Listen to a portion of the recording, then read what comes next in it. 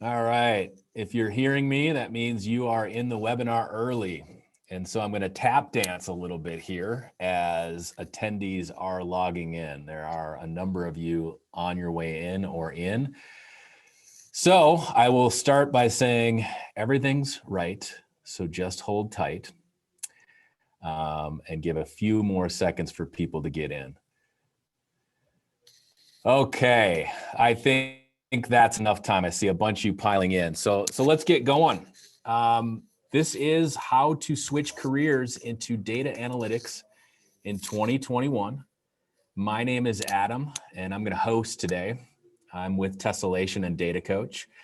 A couple housekeeping items. We do want to hear from you. And we want to hear your questions specifically. There is a Q&A module. You should see that on my screen, at least it's on the bottom, but you should see it somewhere near all the other buttons that you can press. So press that button and ask a question, and we will get to as many of them as we can. There'll be time throughout the live stream to ask some questions. So please ask some questions. And then we're going to ask some questions of you guys. We're going to fire up 4 different polls, right? And so we're going to solicit some information from you guys, so that Michael can, potentially, make this more meaningful for the people that are on. That is, of course, if I don't screw up the polling. So if you want to do some side betting on whether or not I screw up the poll, feel free. The smart money, I think, is that I might end up screwing one of these up. So if I do, it's nice because Michael is such a kind person that I'm sure he won't be too hard on me. But let's get going. I want to briefly at the top mention the sponsors of this live stream, and that is Tessellation and Data Coach. So Tessellation is a modern analytics consultancy. At Tessellation, we enable and manage organizations' analytics and self-service teams by educating people, by optimizing technology, and by developing world-class products and providing sustainable results. As mentioned, Data Coach is also a sponsor. So Data Coach, where most analytics training programs lack depth, Data Coach provides wisdom. Our modern curriculum is unparalleled. It comprises of video lessons, hands-on exercises, and a capstone project designed around your company's data. So Data Coach offers Data Coach also offers a truly premium service, and that's one-on-one coaching. And what a great transition, who is one of our most esteemed data coaches. So let me properly introduce Michael. With more than 8 years of industry experience working in analytics, Michael Green has been mastering data analytics and data science across a multitude of industries. His work has spanned across manufacturing, supply chains, engineering, healthcare, sports, and even agriculture. As an analytics educator and career expert, Michael founded the #Breaking Into Data Science initiative to help coach individuals on how to enter data science and analytics careers. So hence the topic today. He has built a prominent following of 65,000 individuals on LinkedIn. That's about 64,000 and change more than my following, but still pretty good. Michael brings a wealth of knowledge of self-service analytics tools to Data Coach community. As a data coach, as I said, himself, he trains individuals and enterprises on both Tableau and Alteryx. He finds joy in the journey of learning and finding creative ways to communicate complex concepts in a simple, relatable way. And I can say he is also a joy to work with. He is a cool guy. He's smart. I'm so happy to be joining him today. Michael, take it away and drop some knowledge. Thanks, man. Appreciate that, Adam. And it's also a pleasure to work with Adam and the Data Coach team. It's a great privilege to do my very first webinar with you guys today. So hope you'll forgive me if I mess up once or twice, but it's really a great opportunity to connect with you a little bit more. I joke with my wife all the time, LinkedIn is really a hobby for me. It's a way for me to extend what I do in the normal workday and what I love also personally, to really meet a lot of people across the world. So I've seen in the chat just a few moments ago, people are saying they're coming in from Europe and Egypt and India, and that's really a great privilege to get to know you, first of all, on LinkedIn, and now maybe in a more personal setting in this webinar. So thank you for the great privilege that it is to be able to talk with you today. I'm very excited to share on this topic because it's a topic very close to my heart as well.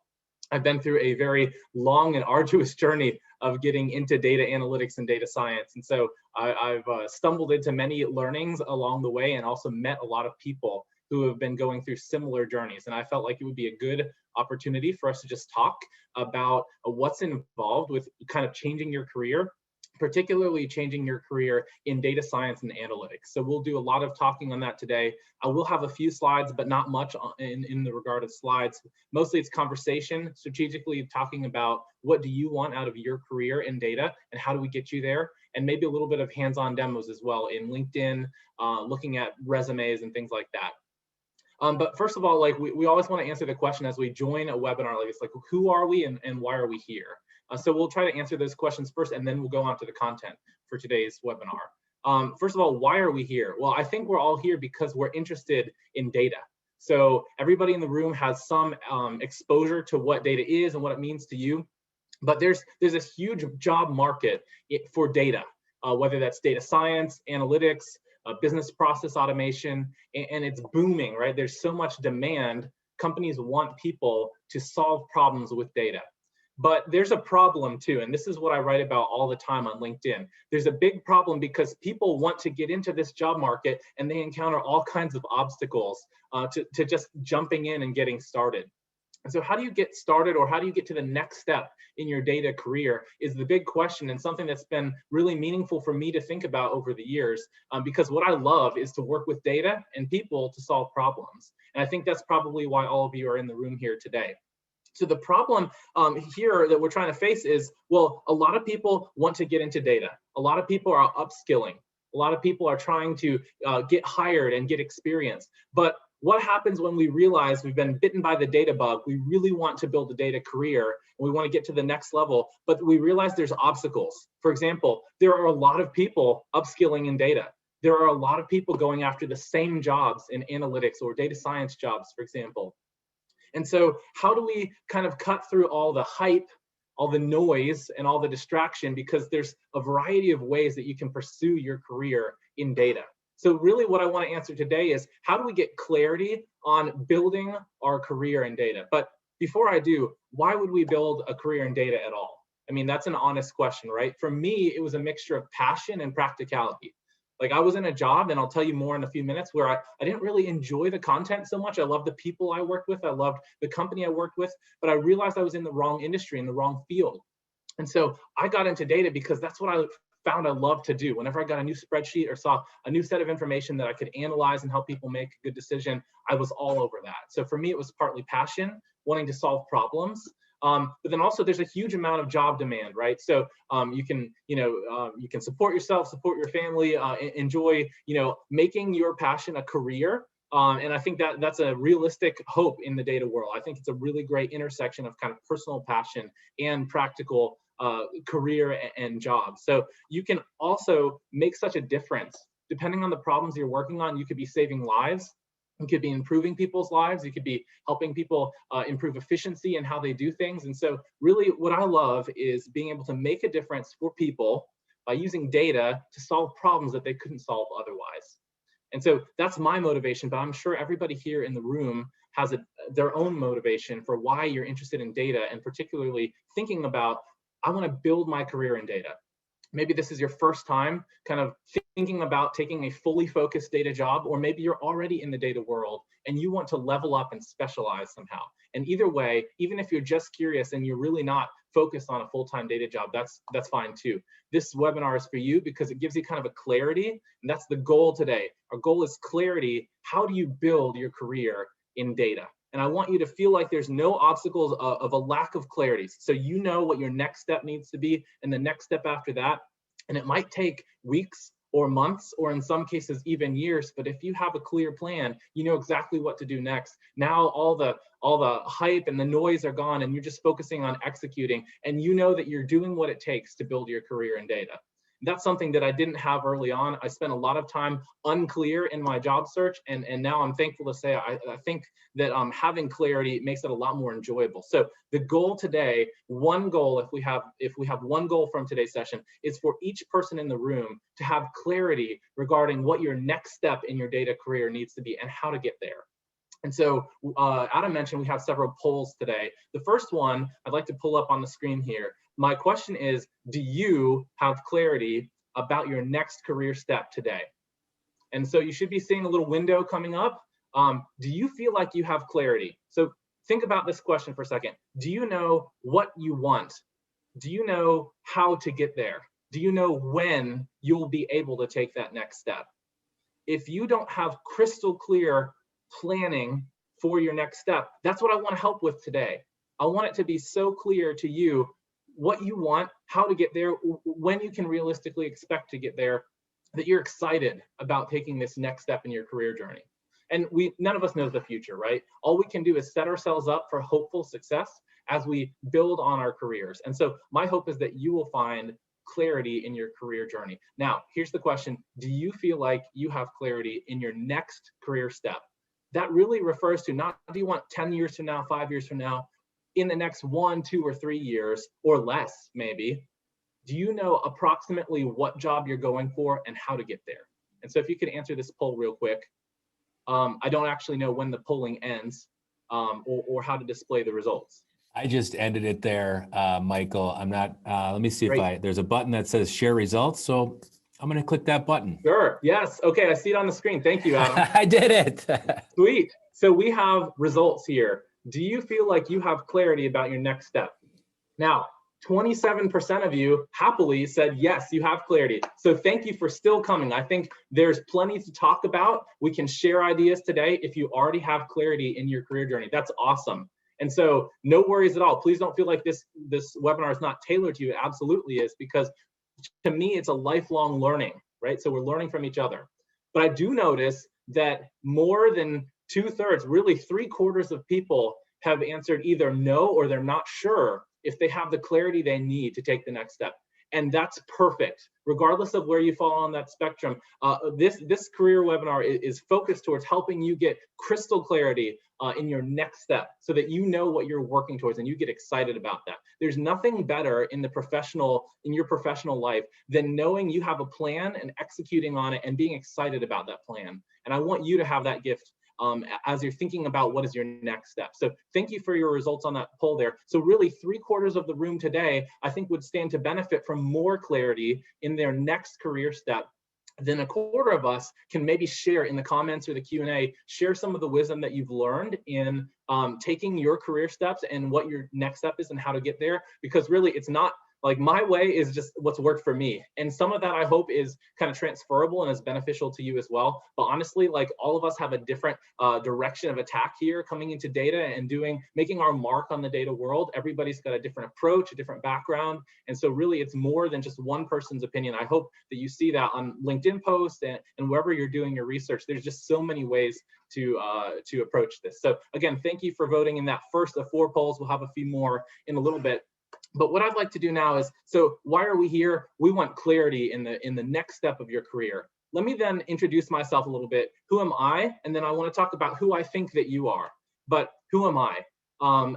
Adam had already said, I work for this company, Tessellation, that started a brand new program called Data Coach. And it's the opportunity for people who are upskilling and seeking that next job or that promotion in analytics to be able to meet with a coach one-on-one as they're building skills, as they're learning new software tools, and as they're planning their career paths. And so that's what I get to do every day, which is a really exciting job. I'm very thankful for it. But I didn't always have this job that I love so much. In fact, I started out after college with a few years in a job that I didn't really enjoy, to be honest. So I just wanted to tell you a little bit about that journey. When I started out, I was excited to solve problems and work with people and innovate. And I tried to do that through product design. So I was a mechanical engineer by trade. I studied at Clemson University, and I went and worked for a very large tire manufacturer, which, by the way, I love them, big fan of that particular company. But when I got to that job, I realized that I didn't have much passion for what it actually involved. where I thought I'd be innovating, I was actually having to deal with a lot of red tape, the legal issues associated with designing a very highly regulated product. And so I was stuck in my career for a couple of years. I was thinking, how do I get to a place where I have the freedom to innovate and solve problems and really change the world? And I felt like I didn't really know where to go. And I think maybe a lot of us today on the call might feel that way as well. Maybe you've got a job where you really want to be able to do something where you're creatively solving problems, but for whatever reason, you feel a little bit stuck. Well, in my case, I every time I saw a spreadsheet or someone was asking a question, how do we do this better? How do we optimize? How do we become more efficient? How do we solve this problem better with the information that we have? Well, I perked up and got excited, and I thought, well, I would love to solve that problem, but I encountered a few challenges. One was I didn't really have the skills. I didn't know what to do with data when I got the data.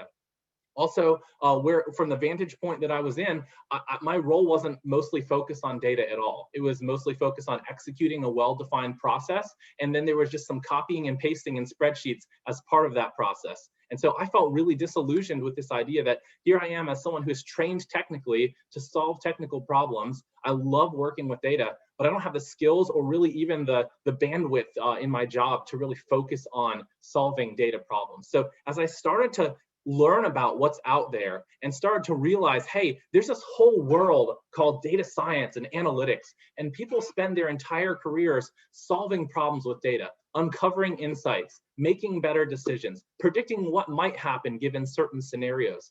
That got me to feel alive, and I thought to myself, I'd like to have a part of that. So I started over the course of about a year, the last year I was in that role, I did a lot of research. I started to look into what's available out there as far as jobs. How do I get a piece of that? How do I prepare myself for those kinds of jobs? And I learned about all these different roles that people can have in the data world: data scientists, analysts, data engineers, BI developers, all these different roles that people can spend their whole time solving problems in a variety of industries with data. And I thought, I would love to do that. The problem was I didn't have any clarity. I thought maybe if I took a quick course or I just changed my resume a little bit and started applying like crazy to jobs, then I would get hired as a data scientist. And boy, was I wrong. Because in fact, what I realized was that there's a lot more to it than just deciding, okay, I want to work with data. You've really got to start to understand, well, if you want to work with data, what skills, what knowledge, what tools do you need? What experience will cause people to want to hire you for those jobs? What industries and organizations are looking for people with your background? And maybe it's not just your data background, maybe it's your domain expertise that you've already got from your existing job today. So I started looking into these kind of things and realizing, well, I need to make a transition, but how do I do it? I have experience in manufacturing, engineering, and a little bit of Excel work, but how do I transition into more of a data job? And so I started upskilling. I started learning things like R. It's a program where you can basically do kind of like MATLAB or Python. You're doing a little bit of programming, very similar to what Excel can do for you, but more automated, and a lot of vast resources for predictive algorithms and automation of business processes. And so I started learning R and saying, ooh, this really makes me feel alive. And then I kept learning more and more tools: Alteryx, Tableau, data prep, building dashboards, all these kinds of tools that allowed me to really harness the value in the data that I had access to. And then I started building things. And it was really, really clumsy. It was very messy. It was, I need to figure out a way to come up. I have 3 variables that I know are important, but I don't know how important they are. I need to predict this thing. What method do I need to learn to make that prediction? Oh, okay, maybe I need to use a method called logistic regression. Maybe I don't know how to program that today. Maybe I'll just use Excel to do it. So it was like this iterative research, finding out what tools and methods I needed to solve problems that were right in front of me. And what I decided, because I was very constrained time-wise, I was very much focused on, I had a young family, still, very busy with my job, and I didn't really have a lot of free time on my own. So I had to find ways of taking opportunities in the job, in my current role, and whenever I had access to data and needed to discover something or predict something or answer a question or optimize something, then I would take that opportunity in my job and actually learn a new skill as I was going. And so finally, as I started to realize, hey, I've done that a few times. I've been upskilling. I've built a few little projects, mini projects that make me at least sound like I know what I'm doing. Why don't I go ahead and connect with people out there today? Why don't I get involved in LinkedIn? Why don't I start to connect with people who are doing data jobs, and then also people who are hiring the people doing data jobs, and just kind of tell them what I know, ask them what they know, share experiences, and eventually, if it seems right, apply, and maybe I'll get a job that way. And sure enough, about a year later from the time where I really set out to try to transition into the data world, that's when one of those connections really panned out, where someone I connected with on LinkedIn who said, hey, we're looking for someone in supply chain analytics. Doesn't matter if you're an extreme expert on the data side, but if you have technical ability, you can do some analytics projects. Surely you can from the projects you've already told me about. And if you've got some manufacturing background, that's great. And so it was almost a seamless transition, even though I was trying to pivot my career and get involved in data when I had not much prior experience. But because there was enough commonality, I was able to jump into a new field, supply chain analytics, and build that team from the ground up. Now, the moral of this story, and I've had a few jobs since then, and each one more fine-tuned to the thing that I like about my job in data, which is solving real analytics and data science problems in a variety of industries and working with people. And so I've been fine-tuning that over the years, but each time I find that there's 5 key steps to be able to accomplish that transition. And that's what we really want to focus on today in our webinars. What 5 steps does it take for you to be able to make that transition to? So finally, my goal, and I'm about to ask another poll question in a moment here, but my goal is for you to feel like you are free and empowered to make a transition without a bunch of time on your own personal time, without a bunch of money spent on lots of different courses. You don't really need a whole bunch of investment of money. You really need to find a way to use your existing experiences and access to data if you have it. And if you don't, maybe you can get data from online or in personal projects, but in general, you don't have to do that much outside of your daily life today to make a little progress each day towards upskilling, building real projects, demonstrating that you have expertise in those projects to your future hiring managers, and ultimately getting the job offer. And that's what we'll talk about today. But I have a question for you. We're going to do our second poll, Adam, if you don't mind. A lot of us have connected on LinkedIn or otherwise in the workplace. And I know that we have people from a variety of backgrounds, but our goal here is clarity, right? I want to know, where are you in your career journey today? We talked about clarity before, but now I want to know, what kind of approach do you have here? Are you just curious about data? Are you feeling stuck in that it's your first time in the data world? Or are you already in a data job, but you want to specialize a little bit and take the next step? Maybe you want to be a data scientist, data engineer, a BI developer, or a host of other roles. Really what I want to know about you guys, the audience today, is, are you experienced in data, and are you feeling stuck, or are you just kind of curious about the topic? So take a moment to vote in this poll right here. Mostly, I'll be focusing on the people that are either feeling stuck and it's their first time getting into data, or they're feeling stuck because they want to get to the next level. They've got a basic data role. Maybe they started off as an analyst and they really have a passion to become a data scientist, for example. All of that we'll cover today. But even if you're just curious, even if you're just like, hey, what's this data stuff? Like, what's the job market like? I'm just curious. That's great too.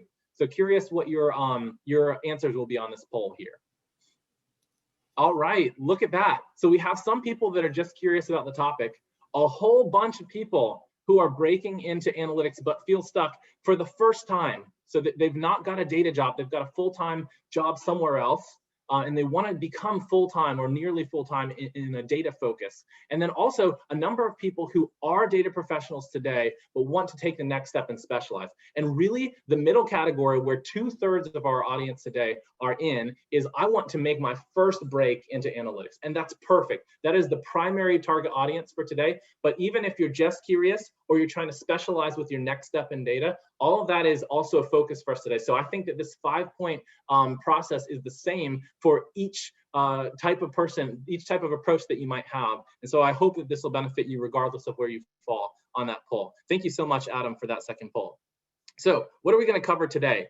We're going to talk about how to strategically upskill in a way that is focused on your target ideal job, how to build a portfolio that actually works for you and gets you to land a job and isn't just sitting out there with no one looking at it, how to rebrand your online presence, LinkedIn, resume, all that, so that it communicates your expertise. And then finally, finding the right people to help you get hired for your job, because ultimately you need to be able to do the work, but also you need to be able to make connections with people who are looking to hire. So what I'm going to do is share my screen very briefly here.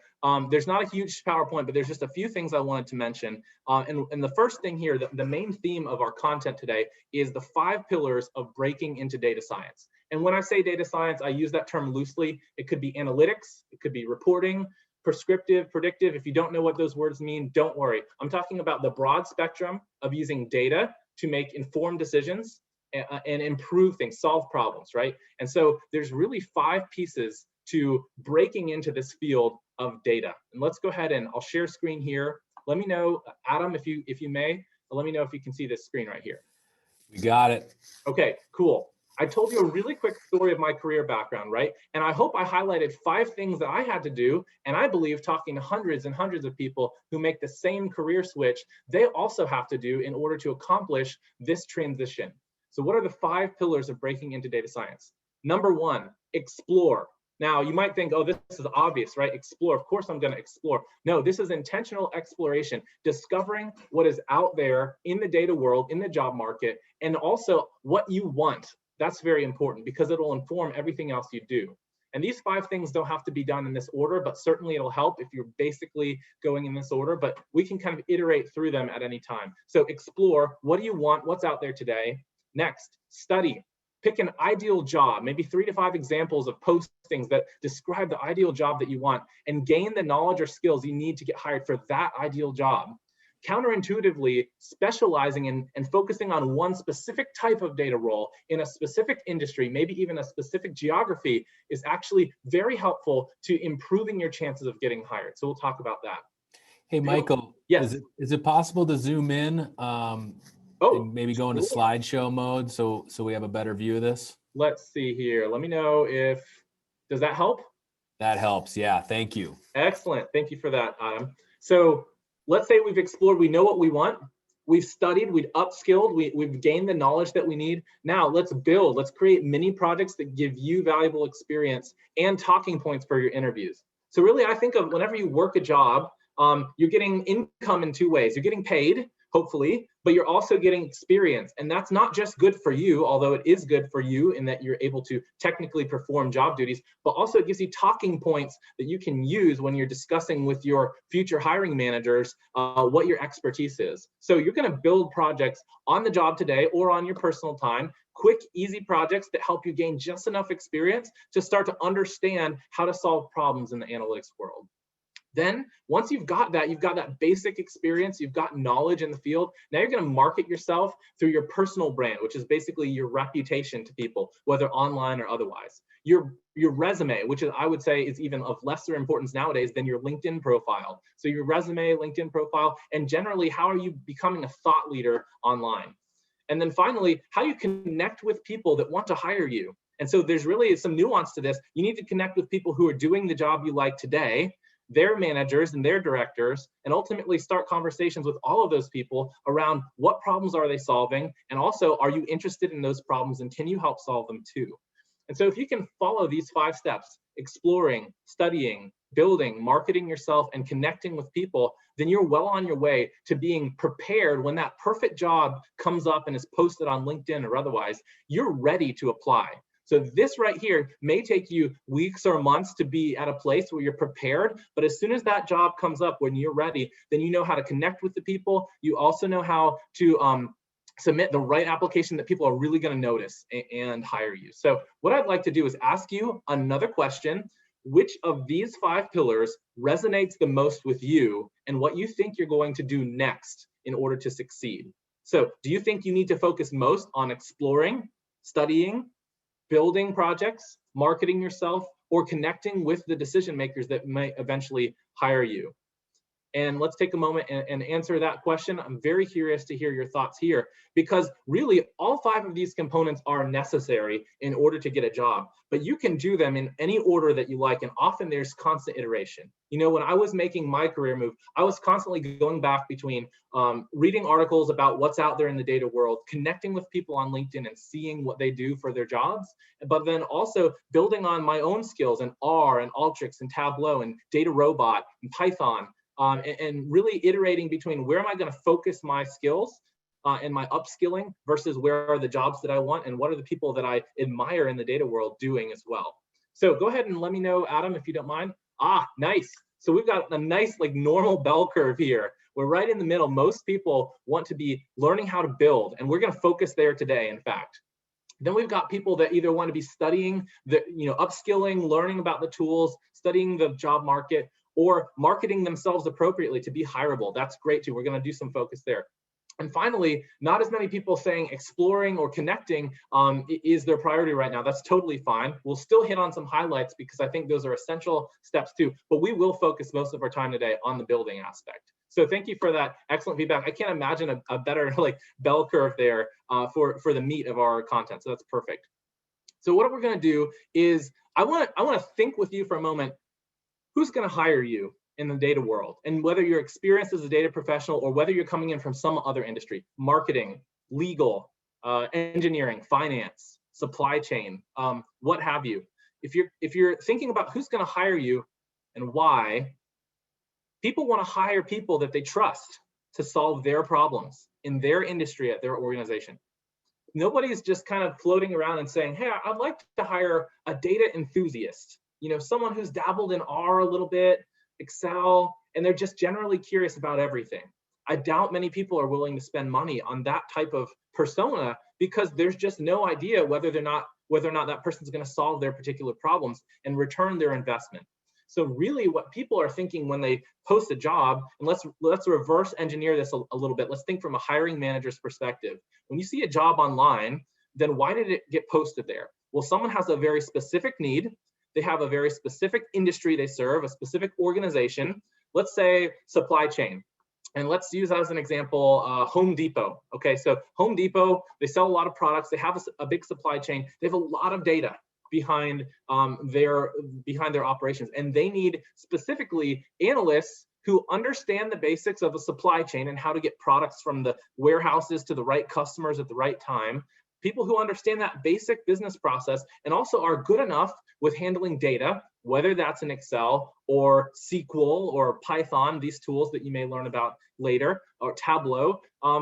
People that have a good enough exposure to certain tools, but also to the domain expertise to be able to solve problems. So as a hiring manager, I would only post a job if I know what kind of person I want to work for me and what kind of problems they want me to solve. And I know that's not 100% foolproof as kind of a persona here, but in general, you're going to find that people are not trying to hire, especially as you break into the field, just generalists. They're trying to hire people that have already solved problems like theirs before.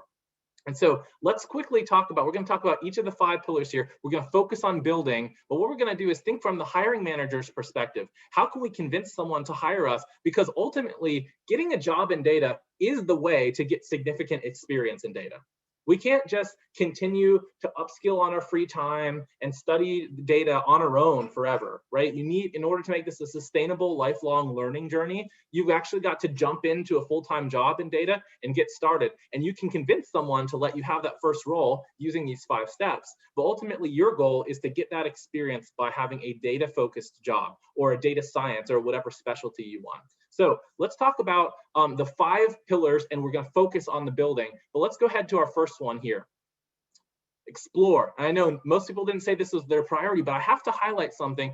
The question that it matters most at this step is, what do I want?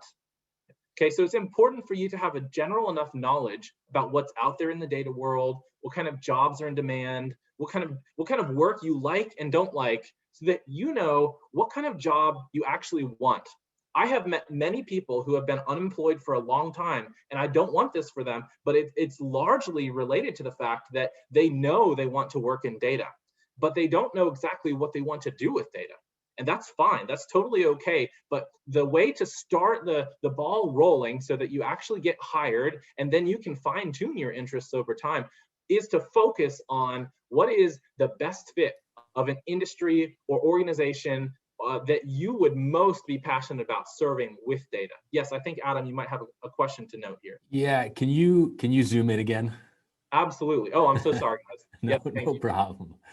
There we Perfect. go. Thank you. Absolutely. So the question would be, what do you want out of your data, basically? Sorry, out of your data career. And you can do this iteratively over the long term. As you're also building these other steps, you can research, right? But the ultimate goal right here is if you haven't answered the question, what do I want?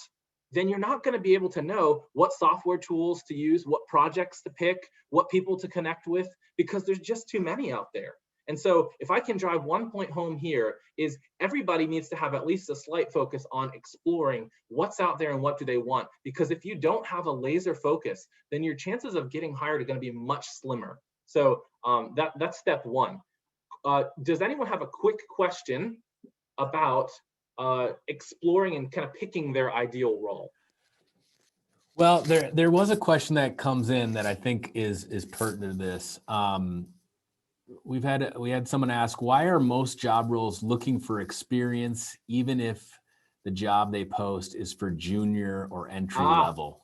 Yes, this is a very common question, and I feel your pain, whoever asked this. This is what I wrestled with for probably 2 years.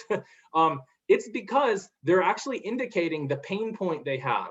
It's not that they truly need someone with years of experience in their domain. What they're saying is, we need the type of person who can solve this type of problem. And if you can't, then there's plenty of other data roles out there for you. But we need somebody who knows our type of business, let's say supply chain, who understands the key drivers of getting products into the right place at the right time.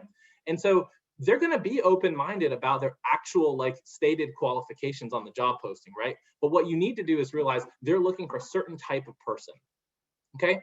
So let's say that you have picked your ideal job. Let's say that you found 3 to 5 examples of, let's say you want to be a supply chain analyst at Home Depot, right?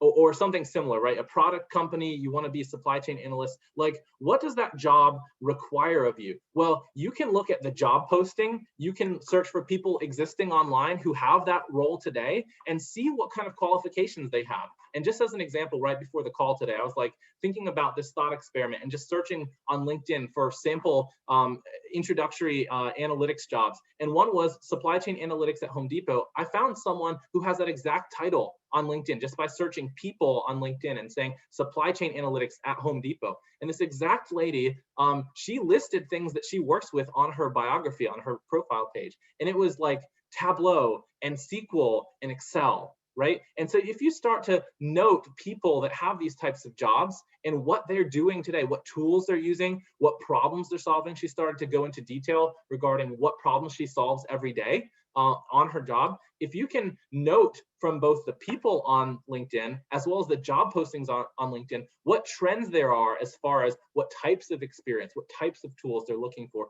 you can start to prepare yourself. That goes to step 2, study. Okay, so now that you know, hey, I've picked a job that I like, hey, I know kind of generally what tools and what domain experience I need to have to actually be qualified for that job, I say study, and learning is always a part of your journey. But study refers to a very disciplined practice of actually doing the legwork of gaining knowledge. It's boring sometimes. You gotta make, for example, I took a course on Coursera many years ago about data science and analytics, and I actually didn't finish it. To me, it was so boring, but I did get a good amount of knowledge, and I followed up with other courses that weren't as boring, Data Camp, Data Quest, and started to practice, hey, I need to learn R. Hey, I need to learn Python. Hey, I need to learn Alteryx and Tableau, right? These tools were giving me the opportunity to prep data, to analyze data, to build dashboards, to make predictive models. Even if you don't know what those things are, that's fine. But the idea is, if you know what kinds of skills you need, then you just need to put in the legwork. It's table stakes to be able to do the most important thing, which is building projects. Okay, so I'm not going to focus on what you need to learn, because I'm assuming that if you can pick the job that you want and identify the skills that you need, then you're going to do some basic research and some basic courses to understand the ins and outs of some of the basic tools. What I think you want to focus on most today, and what I want to focus on too, is building mini projects. But yes, Adam, do you have a question from the group real quick? Yeah, it relates to what you were just talking about. Do all data analyst jobs require Python or R knowledge? Not at all. Okay. So in fact, I was just looking at a job posting today for, again, a first step analyst job. So your first step into the data world, they don't require many years of experience. What they do say is, can you draw insights from data? Can you clean and prepare messy data? Can you build a dashboard, right? And maybe you have chosen to learn how to do those things with R or Excel or Python or Alteryx or Tableau or Power BI. There's a range of tools, and sometimes an organization is dead set on a certain tool. But oftentimes what they'll say is, if you have some experience creating data visualizations, charts, and dashboards, if you have some experience munging data together, whether that's a VLOOKUP in Excel or performing complex joins with Alteryx or Tableau Prep, like if you've got some experience doing that kind of thing, then we don't care what your tool is. And they won't always say that. They're going to be very hard-nosed on the job posting, right? They're going to say, hey, we need 3 years of experience in SQL. What they really mean is, can you query and clean data regardless of the tool? And so as you start to examine your particular industry that you want to serve with data, let's say that you want to be in the supply chain or finance, you'll start to see, in general, jobs are usually posted that deal with, let's say, SQL or Alteryx or Tableau, right? And so then you can maybe start focusing on those tools, but more importantly, can you do each of the critical parts of grabbing, cleaning, analyzing, and visualizing data so that you can make decisions with that? So let's get to our most important part, which is we've identified the job that we want. We've done the legwork of getting basic knowledge, but you know what? What's really going to drive it home for us is this third step, and the most important step, which is build. How do you build projects that people will hire you to build more of? And this is this is a passion of mine as well, is observing how people build the projects that get noticed by management and they keep coming back for more. So anybody can go out and learn a little R or Python and make a stock predictor tool. And that's fine. That's a great hobby. But because you build a stock predictor tool in R or Python does not necessarily mean you're going to get hired. So there's really, I think, if you're trying to build a career in data, there's two goals. One is to gain experience in practical problem solving. Maybe you do get that experience by making a stock predictor, but also to get the relevant experience that your future hiring manager is looking for. So someone said before, this analyst role that's supposed to be entry level, well, they want a couple years of experience. Well, you know what they'll substitute for that experience? If you can talk to them in an interview or on a LinkedIn message or on your resume, in plain English, tell them, hey, I have worked on this type of problem that you yourself face too. Let's say it's a supply chain issue. I want to make sure inventory levels are good. I've worked on an inventory optimization project. Now, maybe you made this project up. Maybe you got data from online. Maybe you took that data from something that's in your job today and you already have access to inventory data.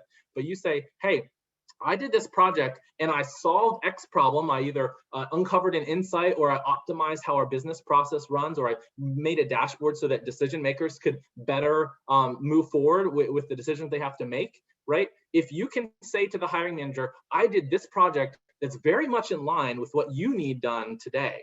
And here's how I approached it in the past. And here's how I would do it if I were working on your problem. Let's work together. Like that is a substitute for the experience years requirement, because in fact, the only reason that's on the job description is so that someone with those years of experience will be able to walk up and say that exact thing. Hey, I solved this type of problem in the past. Here's how we would approach it probably in your situation. I'd love to work with you on actually working out the details on that. If you can do that with let's say you do that 3 to 5 times for a given job that you're trying to target, right? You're probably going to get the job, to be honest. And I've gotten that multiple times where I've gotten a job. I didn't have a whole bunch of experience in that particular domain, but I did do 3 to 5 projects, mini projects that gave me just enough talking points that I knew the methods required to solve the problem. I demonstrated that I understood the problem well enough and actually solved it. And then I talked to my future hiring manager about that and just that journey of learning as I solved that problem. And that was enough. I didn't need to have 3 to 5 years of experience doing that every day. But if I had done 3 to 5 mini projects that demonstrated my competency, usually they're willing to overlook a good bit of the years of experience qualification or requirement. So really, what's the goal here? How do you pick a mini project and do it in a way that doesn't take all of your time? None of us wants to work for free forever. Maybe up front, when you're just trying to break into data analytics, you might work a little bit on your spare time just because it's a passion, or you're trying to get experience and really there doesn't seem to be a lot of opportunity where you are today, which is fine. Do you see spreadsheets flying in and out at all in your job today? Do you have databases that you could access and pull data out and just explore and maybe do a project that helps answer a question management keeps asking, or helps you optimize your decision making so that every time someone's trying to do the same thing, every time someone's trying to optimize their inventory at a certain plant every month or every week, then how do you help them make that decision faster? Well, what if you could build a solution that quickly provides the analysis or the visualization or the predictive model needed to aid in that decision-making process?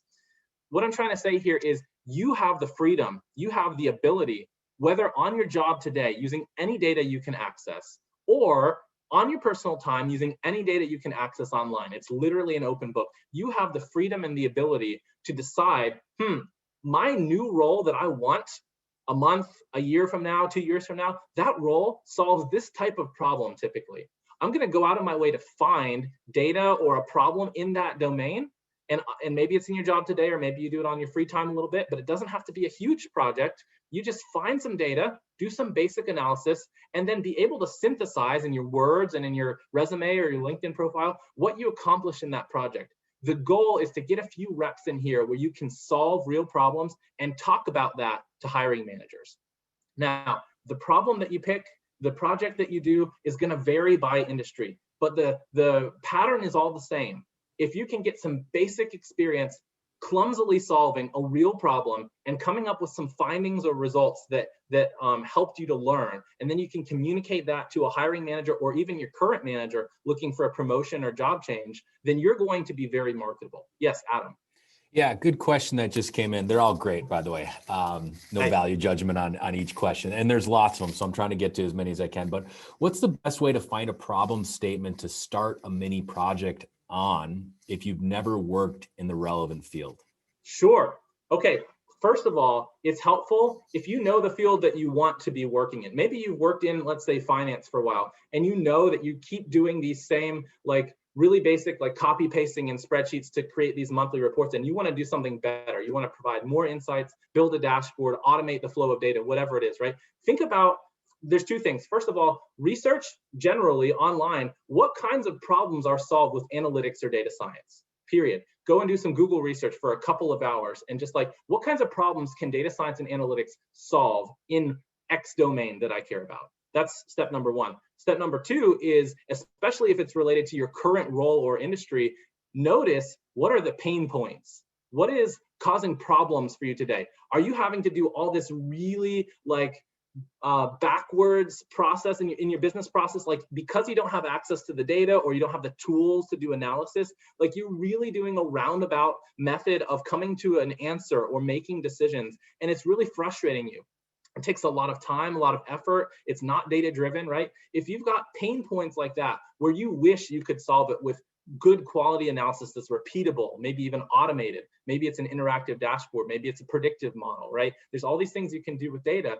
If you wish that you could solve the problems you encounter today on the job, but you can't solve them for reason X, Y, or Z, don't have the right tool, don't have the right data, don't have the skills, what have you, then focus on, that's a real problem that I'm going to encounter both in my current job and or in my future job, and start working on that. Learn what tools are out there for free or easily accessible or a free trial that I can use. And then how do I, just Google search it, how do I use this tool to solve this problem? And so really your problem solving should be driven by passion and need. It shouldn't be by someone telling you what to do. If you're passionate about a kind of project and you need to solve it, whether in your current job or in the future job that you want, then go ahead and start working on it. And just start with a little bit of data wherever you can grab it and do some analysis. Nobody's telling you what to do, and you can own it. And this is the key. If you own the projects that you do and the learnings you get from them, and then you own how you present that to decision makers, ultimately that's going to define the next job you get, because you're going to be very qualified for the next job.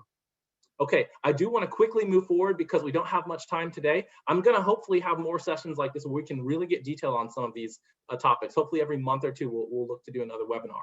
But for now, just know that we can follow up. If you ever want to send a message or get in touch with our data coach team, we can follow up about maybe more specifics about building products. But I think the key is that you are getting experience for yourself and as a talking point for your hiring manager down the road, whether that's your current or a future manager. And what I really want to do with the last few minutes here is then tie that into how do you actually leverage this experience that you've gotten if you've done 3 to 5 little mini projects to actually get you a job. And so let's talk about that real quick. The fourth stage of breaking into data science, let's say that you have what we call a portfolio. And I am not talking about a GitHub site, a website, a PowerPoint deck. I'm talking about you have 3 to 5 things that you know you've done in the last several months that have solved a real problem, and you could talk about those to a hiring manager. I consider that to be a portfolio too. It doesn't have to be fully fleshed out. It doesn't have to be polished and in report format. You just know that you've built these things, right? How do you market yourself with a personal brand that other people note, oh, this person is really good at that? Right? Because if you can get people to come to you because they know you're good at this job, then that's what you want from this personal branding. So how do you market yourself? Well, there's multiple facets to it. For example, we've probably met on LinkedIn, right? That's because we're trying to network online. What do you know about me and what do I know about you? That's the personal brand I'm talking about. So how are you representing in your LinkedIn profile, in your resume?